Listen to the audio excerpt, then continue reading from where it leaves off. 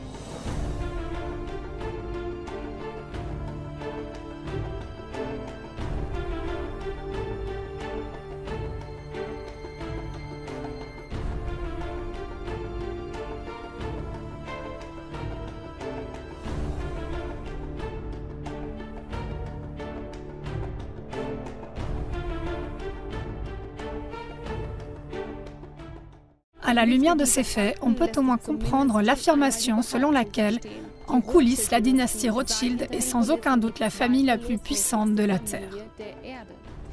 Leur richesse estimée s'élèverait à 500 billions de dollars. Aucun être humain ne peut rationnellement comprendre ce chiffre, car 1 billion est égal à 1 million de fois 1 million.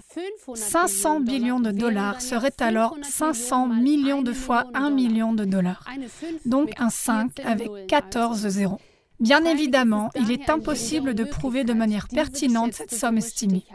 Avec des actifs de cette ampleur, ce patrimoine se comporte comme les bas-fonds de l'océan. Il est à la hausse et à la baisse à tout moment, dans des proportions incroyables.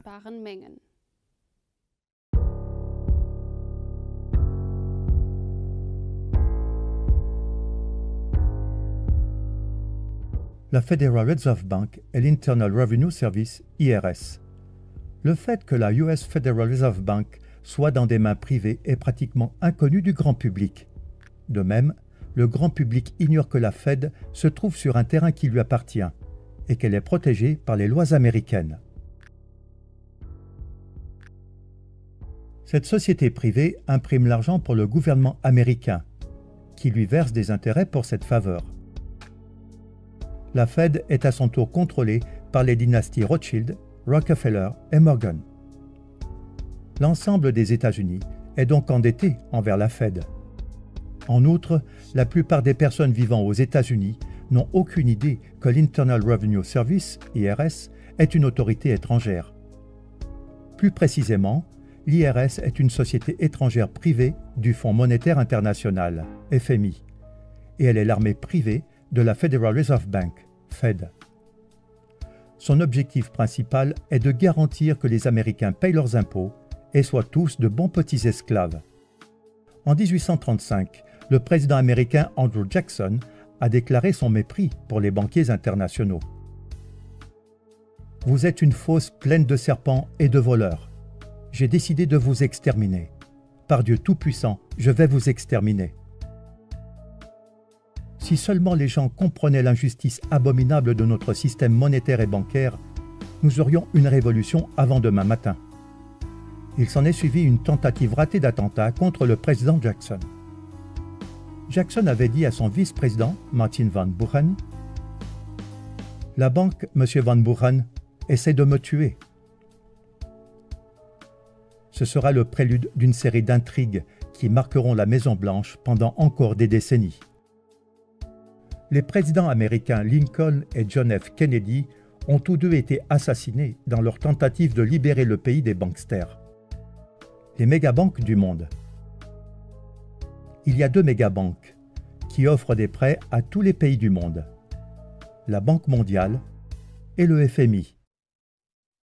La première est détenue conjointement par les plus grandes familles de banquiers du monde, les Rothschild en tête, tandis que la seconde est entièrement détenue par les Rothschild.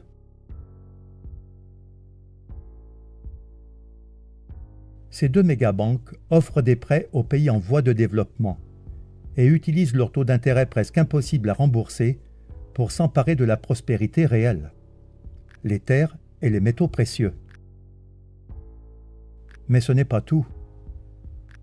Une partie importante de leur plan est aussi d'exploiter les ressources naturelles d'un pays, comme le pétrole ou le gaz, avec l'aide des sociétés qui leur appartiennent en secret, de les raffiner et de les revendre au même pays, en générant d'énormes profits.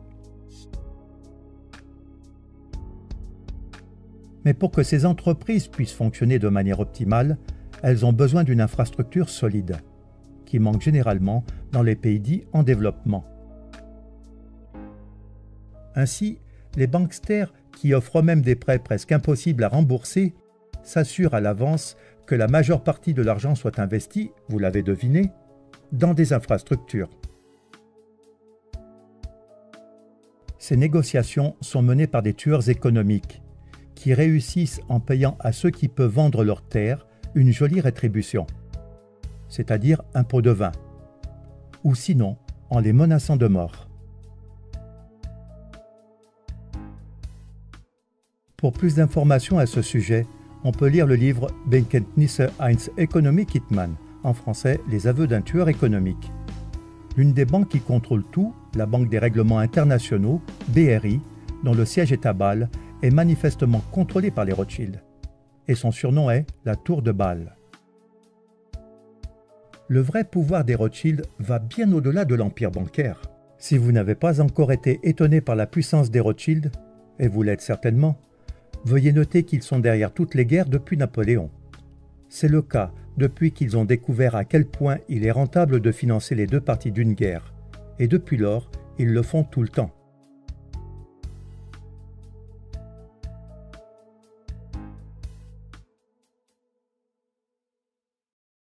En 1849, Gutle Schnapper, épouse de Mayer Amschel Rothschild, « Si mes fils ne voulaient pas de guerre, il n'y en aurait pas. »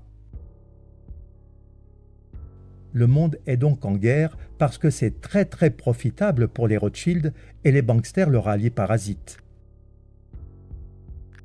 Et tant que nous continuerons à utiliser leur argent, le monde ne vivra jamais en paix. Il est important de noter dans ce contexte qu'il s'agit d'une société secrète sectaire et non d'une conspiration juive, comme beaucoup le pensent et se laissent conduire à la discrimination raciale. Même si ces banksters se disent juifs, ils ne le sont pas. Car le vrai juif n'a pas le droit de revendiquer des intérêts, selon Genèse 25, verset 37. Tu ne lui donneras pas ton argent contre des intérêts, et tu ne lui donneras pas ta nourriture contre un supplément. Il est choquant pour beaucoup de découvrir que les États-Unis d'Amérique sont une société dominée par des étrangers. Son nom d'origine était Virginia Company et elle appartenait à la couronne britannique. Cependant, il ne faut pas confondre la couronne britannique avec la reine, qui n'a en grande partie que des pouvoirs cérémoniels. La couronne britannique a transféré la société au Vatican, qui lui a restitué les droits d'exploitation. Les présidents américains sont devenus directeurs généraux et leur rôle est de collecter des fonds pour la couronne britannique et le Vatican, qui perçoivent leur part des bénéfices chaque année.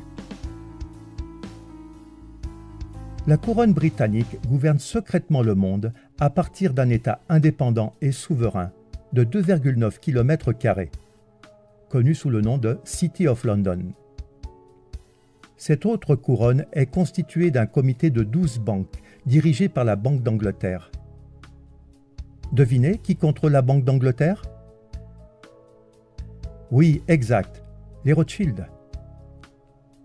En 1815, Nathan Mayer Rothschild fit la déclaration suivante.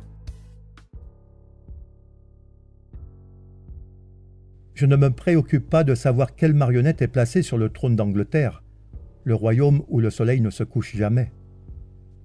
L'homme qui contrôle la masse monétaire britannique contrôle l'Empire britannique. Et je contrôle la masse monétaire britannique. Ce n'est donc pas une simple théorie de conspiration, mais la maison Rothschild se trouve en fait au sommet de la pyramide du pouvoir.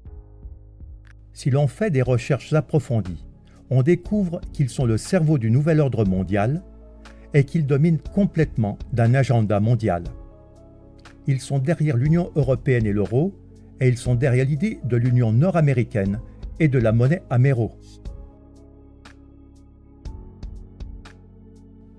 Ils contrôlent tous les services secrets du monde et leur armée privée est l'OTAN.